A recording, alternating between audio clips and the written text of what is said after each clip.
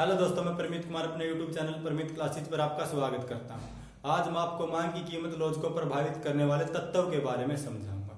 उससे पहले आपको यह पता होना चाहिए कि बेलोचदार मांग क्या है और लोचदार मांग क्या है। तो आइए सबसे पहले आपको मैं ये समझाता हूँ। OXY, OX एक्स पर क्वांटिटी मात्रा और यहाँ पर क्या प्राइस कीमत लेनी।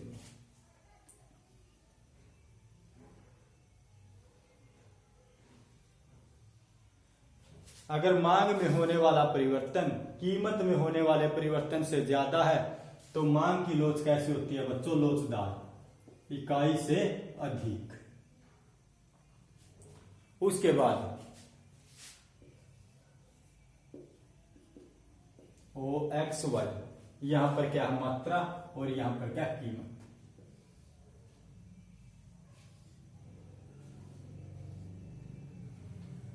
अगर मांग में होने वाला परिवर्तन कीमत में होने वाले परिवर्तन से कम है बच्चों, तो ऐसे में क्या है मांग की लोच बेलोचदार होती है। तो आइए अब मैं आपको एक एक करके मांग की कीमत लोच को प्रभावित करने वाले तत्वों के बारे में बताता हूं। सबसे पहले नंबर 1, वस्तु की प्रकृति। वस्तु की प्रकृति कई प्रकार की होती है। नंबर 1, आवश्यक वस्तुएं। आवश्यक वस्तुएं, आवश्यक वस्तुएं जैसे नमक,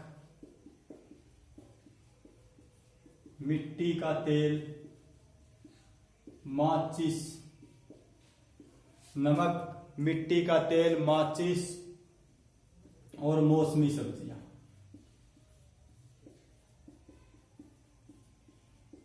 ये क्या है बच्चों? आवश्यक वस्तुएं हैं।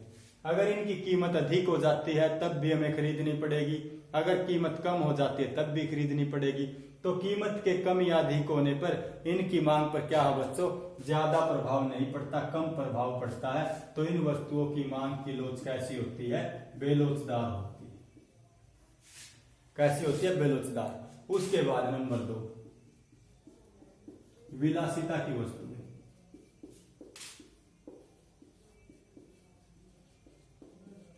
विलासिता की वस्तुएं जैसे एसी, कार, कीमती फर्नीचर। एसी, कार, कीमती फर्नीचर, एयर कंडीशनर। ये क्या है बच्चों? विलासिता की वस्तुएं हैं। अगर इन वस्तुओं की कीमत कम हो जाती है तो कीमत के कम होने पर इनकी क्या है? अधिक मांग की जाती है। तो कीमत के कम होने पर इनकी मांग पर क्या है? अधिक प्रभाव पड़ता है। तो अधिक प्रभाव पड़ता है तो मांग की लोच कैसी होती है बच्चों? लोचदार होती है, इकाई से अधिक होती है। उसके बाद नंबर 3, आरामदायक। आरामदायक वस्तु। आरामदायक वस्तुएं कौन सी होती है? जैसे पंखा, कूलर। ये क्या बच्चों? आरामदायक वस्तुएं हैं। इन वस्तुओं की क्या है? कीमत इन वस्तुओं के मुकाबले कम होती है और इन वस्तुओं के मुकाबले क्या है? ज्यादा होती है। तो ऐसे में क्या है? इनकी मांग में होने वाला परिवर्तन कीमत में होने वाले परिवर्तन के क्या है बच्चों? बराबर होता है। तो ऐसे में मांग की लोच क्या है? इकाई के बराबर होती है,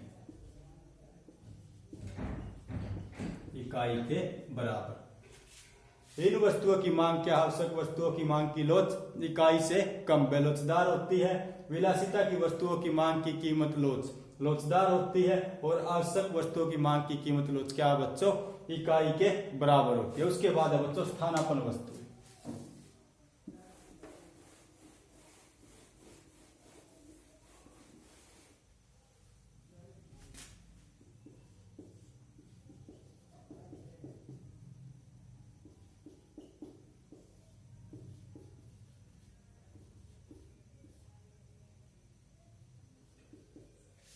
स्थानापन्न वस्तुएं।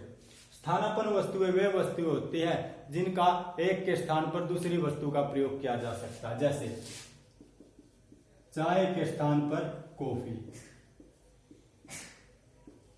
बॉल पेन के स्थान पर स्याही वाला पेन,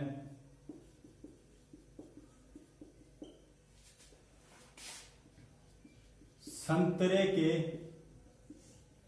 जूस के स्थान पर मौसमी का जूस, चाय के स्थान पर कॉफी, बॉल पेन के स्थान पर स्याही वाला पेन, संतरे के जूस के स्थान पर मौसमी का जूस और पेप्सी कोला के स्थान पर कोका कोला का प्रयोग किया जा सकता है। कोका कोला का प्रयोग किया जा सकता है। मान लीजिए चाय की कीमत बढ़ जाती है। क्या बच्चों, चाय की कीमत बढ़ जाती है तो चाय की कीमत बढ़ने पर चाय की मांग पर कैसा प्रभाव पड़ेगा कि चाय की मांग कम हो जाएगी और कॉफी की मांग क्या है, ज्यादा हो जाएगी। चाय की कीमत बढ़ने पर कॉफी की मांग ज्यादा हो जाएगी लेकिन चाय की मांग क्या है, कम हो जाएगी। तो ऐसे में क्या है, इनकी मांग पर ज्यादा प्रभाव पड़ता है। क्या है, ज्यादा प्रभाव पड़ता है। तो इन वस्तुओं की मांग की लोच कैसी होती है बच्चों, इकाई से अधिक होती है, जिसे लोचदार कहते हैं। और जिन वस्तुओं के स्थानापन्न नहीं होते जैसे नमक, हल्दी, बहुत सारी वस्तु है जिनके स्थानापन्न नहीं होते हैं, उनकी मांग की लोच कैसी होती है बच्चों, बेलोचदार होती है। बेलोचदार होती है क्योंकि इन वस्तुओं की कीमत के बढ़ने पर इनके स्थान पर दूसरी कोई वस्तु नहीं है तो हम क्या खरीदेंगे, कुछ भी नहीं। तो इन वस्तुओं की कीमत के बढ़ने और कम होने पर इनकी मांग पर क्या है बच्चों, ज्यादा प्रभाव नहीं पड़ेगा, कम प्रभाव पड़ेगा। तो कम वस्तुओं वाली मांग की लोच कैसी होती है, बेलोचदार होती है। उसके बाद है स्थानापन्न वस्तुओं के बाद है विभिन्न उपयोग वाली वस्तुएं। विभिन्न उपयोग वाली वस्तुएं,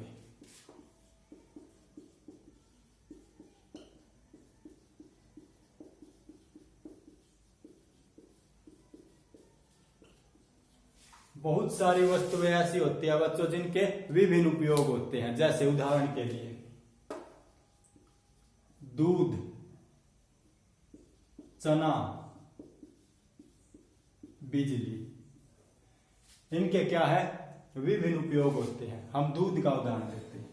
अगर दूध की कीमत बढ़ जाती है तो दूध का प्रयोग बच्चों केवल पीने के लिए किया जाएगा। अगर दूध की कीमत कम हो जाती है तो इसका प्रयोग पनीर बनाने के लिए, रसगुल्ले बनाने के लिए, मक्खन बनाने के लिए, दही बनाने के लिए क्या है, ज्यादा वस्तु बनाने के लिए प्रयोग किया जाएगा। तो कीमत के कम होने पर क्या है, दूध की मांग अधिक हो जाती है। तो मांग पर क्या ज्यादा प्रभाव पड़ता है। तो इन वस्तुओं की मांग कैसी होती है बच्चों, लोचदार होती है, इकाई से अधिक होती है। उसके बाद जिन वस्तुओं के विभिन्न उपयोग नहीं होते जैसे कागज, कागज का प्रयोग क्या है, लिखने के लिए किया जाता है। तो इनकी मांग की लोच कैसी होती है बच्चों, बेलोचदार होती है।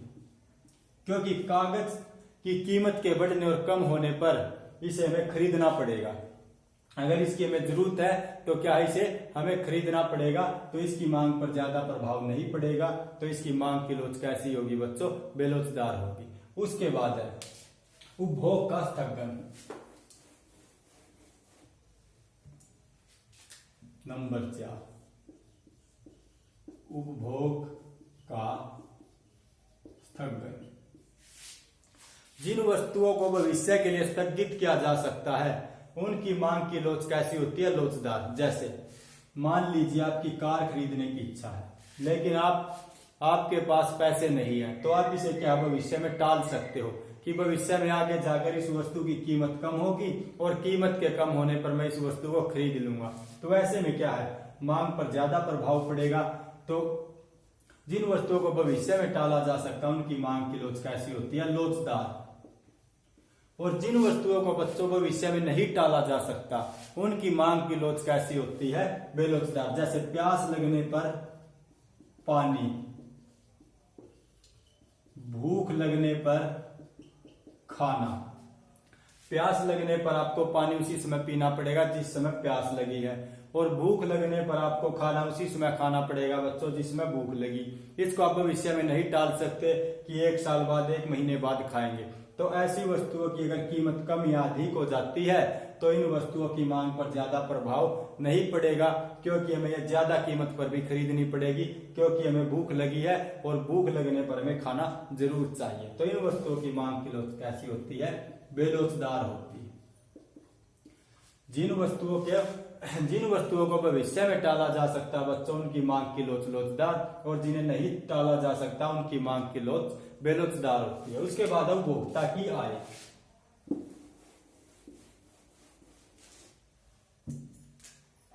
नंबर 5, उपभोक्ता की आय। मान लीजिए किसी उपभोक्ता की आय बहुत अधिक है। मान लीजिए किसी उपभोक्ता की आय 1 लाख रुपए है और वह 1000 रुपए वाली वस्तुओं को आसानी से खरीद सकता है, क्योंकि उसकी आय क्या है? 1 लाख रुपए। अगर वह इन वस्तुओं को 1000 रुपए वाली वस्तुओं को खरीदना चाहे तो आसानी से खरीद सकता है, तो इसकी मांग पर क्या है? ज्यादा प्रभाव नहीं पड़ेगा। क्यों नहीं पड़ेगा? क्योंकि वह इन वस्तुओं को आसानी से खरीद सकता है। तो ऐसी वस्तुओं की मांग की लोच कैसी होगी? बेलोचदार। और मान लीजिए किसी उपभोक्ता की आय बहुत कम है, 1000 रुपए मान लेते हैं, तो उपभोक्ता ऐसी वस्तुओं को बिल्कुल नहीं खरीद सकता। एक तो उसकी आय बहुत कम है और ऊपर से ये वस्तुएं क्या ज्यादा महंगी है इस उपभोक्ता के लिए। तो कम उपभोक्ता वाली या कम आय वाले उपभोक्ता की मांग भी कैसी होगी बच्चों? बेलोचदार होगी।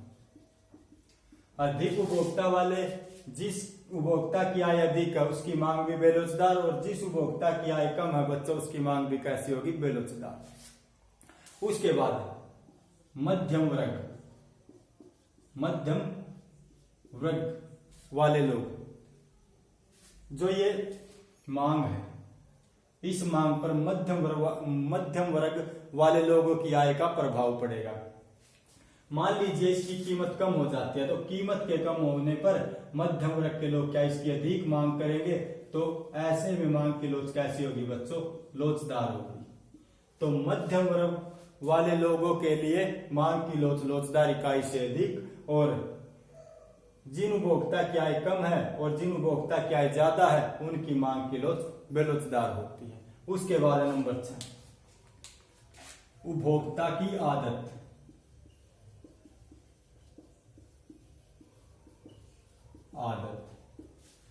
जिन वस्तुओं के प्रति उपभोक्ता की आदत बन जाती है, जैसे शराब, बीड़ी, सिगरेट, गांजा, सुल्फा, बहुत सारी ऐसी नशीली वस्तुएं हैं जिनके प्रति उपभोक्ता की आदत बढ़ जाती है। अगर उपभोक्ता की इन वस्तुओं के प्रति आदत बढ़ जाती है तो ऐसी वस्तुओं की क्या है? वो मांग कम नहीं करेगा। अगर इन वस्तुओं की कीमत बढ़ भी जाती है तो कीमत के बढ़ने पर भी क्या है? ऐसी वस्तुओं को उपभोक्ता खरीदता रहेगा, उसकी मांग पर ज्यादा प्रभाव नहीं पड़ेगा। तो ऐसे में मांग की लोच क्या बच्चों? बेलोचदार होगी। कैसी होगी? बेलोचदार होगी। अगर उपभोक्ता की आय ऐसी वस्तुओं के लिए बढ़ जाती है तो मांग की लोच बेलोचदार होगी। उसके बाद नंबर 7, किसी वस्तु पर खर्च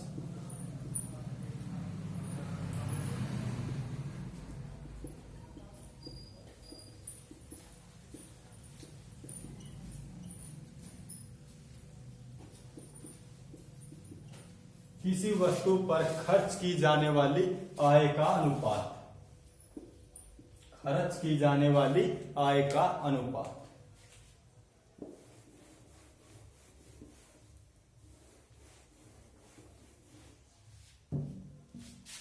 मान लीजिए आपकी आय 1000 रुपए है और आप सस्ती वस्तुओं पर खर्च करना चाहते हैं, जिन वस्तुओं की कीमत थोड़ी है उन वस्तुओं पर क्या अपनी आय खर्च करना चाहते हैं, जैसे अखबार, टूथपेस्ट,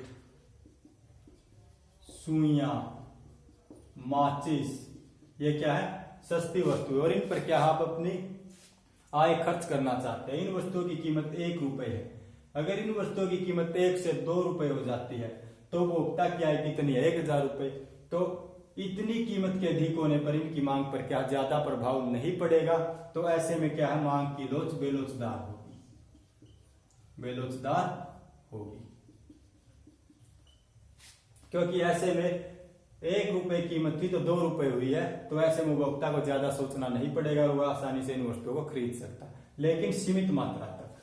उसके बाद उपभोक्ता की आय 1000 रुपए है, लेकिन वह अपनी आय का आधे से ज्यादा या आधा हिस्सा किसी वस्तु पर खर्च करना चाहता है, जैसे टीवी पर। तो ऐसे में क्या है, वह तुरंत निर्णय नहीं ले सकता, क्योंकि एक तो उसकी आय 1000 रुपए है और ऊपर से उसे एकदम से अपनी आय 500 रुपए खर्च करनी पड़ेगी। तो ऐसे में क्या है, उसे समय चाहिए सोचने के लिए। तो वह क्या करेगा, जब वस्तु की कीमत यानी कि टीवी की कीमत कम होगी तो वह क्या है, उसकी मांग को बढ़ा देगा। टीवी की कीमत कम होने पर इसकी मांग को क्या है, बढ़ा देगा। तो ऐसे में मांग की लोच क्या होगी, लोचदार होगी। एक तो ये वस्तु क्या है, महंगी, ऊपर से क्या है, उपभोक्ता की आय कम। जब ये वस्तु सस्ती होगी, मान लीजिए इसकी कीमत में थोड़ी सी गिरावट हो जाती है, ये क्या 500 रुपए की मिलती है और ये 250 रुपए की हो जाती है, तो उपभोक्ता इसे तब खरीदेगा जब ये 250 रुपए की हो जाएगी। तो वह क्या इसकी मांग को बढ़ा देगा और मांग की लोच कैसी होगी, काय से अधिक यानी कि लोचदार होगी। उसके बाद नंबर 8, कीमत सतर। कीमत सतर, अधिक कीमत वाली वस्तुओं की मांग की लोच अधिक लोचदार होती है और कम कीमत वाली वस्तुओं की मांग की लोच बेलोचदार होती है। मान लीजिए अधिक कीमत वाली वस्तु एसी, कार, कीमती फर्नीचर, ये क्या है, अधिक कीमत वाली वस्तुएं हैं। तो अधिक कीमत वाली वस्तुओं की मांग की लोच कैसी होती है बच्चों, लोचदार। उसके बाद कम कीमत वाली वस्तुओं की मांग की लोच, कम कीमत वाली वस्तुएं जैसे अखबार, माचिस, सुइयां, बहुत सारी वस्तु है जिनकी कीमत कम होती है। तो कम कीमत वाली वस्तुओं की मांग की लोच कैसी होती है बच्चों, बेलोचदार होती है, इकाई से कम होती है। अधिक कीमत वाली वस्तुओं की मांग की लोच लोचदार होती है और कम कीमत वाली वस्तुओं की मांग की लोच बच्चों बेलोचदार होती है। उसके बाद नंबर 9, समय अवधि। समय अवधि, समय अवधि को 2 भागों में बांटा जाता है, अल्पकाल और दीर्घकाल। अल्पकाल और दीर्घकाल। अल्पकाल क्या है बच्चों, समय की छोटी अवधि है और दीर्घकाल क्या है, समय की बड़ी अवधि है। तो ऐसे में मांग की लोच क्या होती है, बेलोचदार।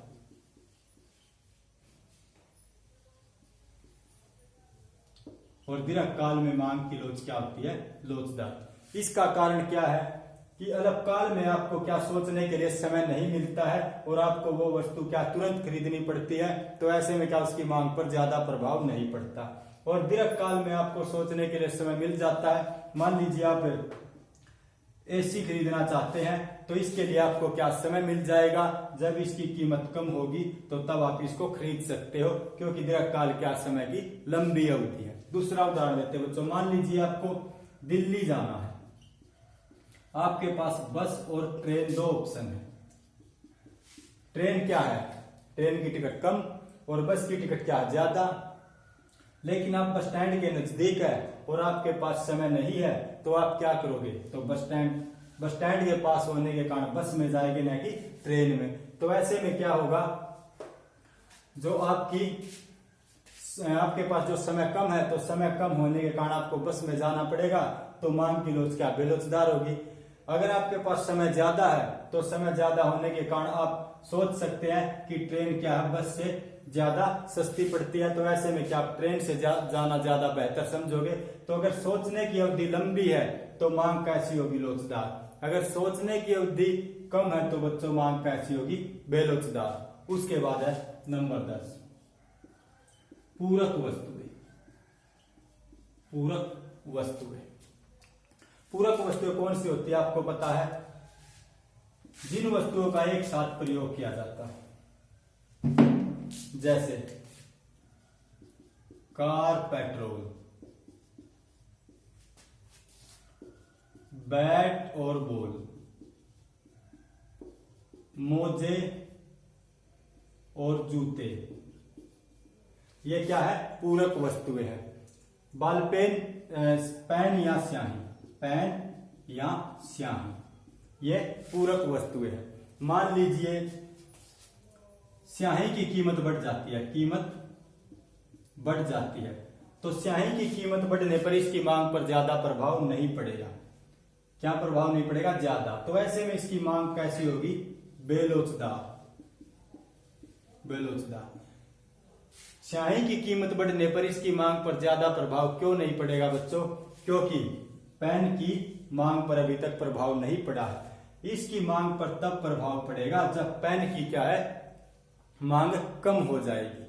पेन की मांग कम होने पर स्याही की मांग भी क्या है? कम हो जाएगी। मतलब कि पेन की कीमत अगर अधिक होगी तो स्याही की मांग कम हो जाएगी, अगर पेन की कीमत कम होगी तो स्याही की मांग अधिक होगी। यह क्या है? पूरक वस्तुओं का नियम है। तो इसलिए क्या है? स्याही की कीमत के बढ़ने पर इसकी मांग पर ज्यादा प्रभाव नहीं पड़ेगा जब तक पेन की मांग पर प्रभाव नहीं पड़ेगा। तो ये क्या थी?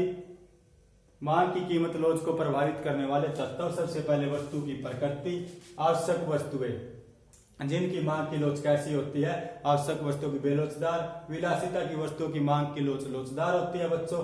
आरामदायक वस्तुओं की मांग की लोच इकाई के बराबर होती है।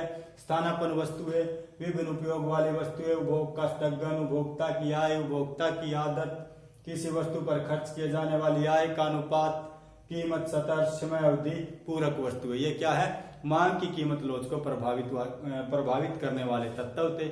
आशा करता हूं कि दोस्तों आपको वीडियो अच्छी तरह समझ आई होगी। अगर वीडियो पसंद आई तो अपने दोस्तों के साथ शेयर करना, चैनल को सब्सक्राइब करना और वीडियो को लाइक करना।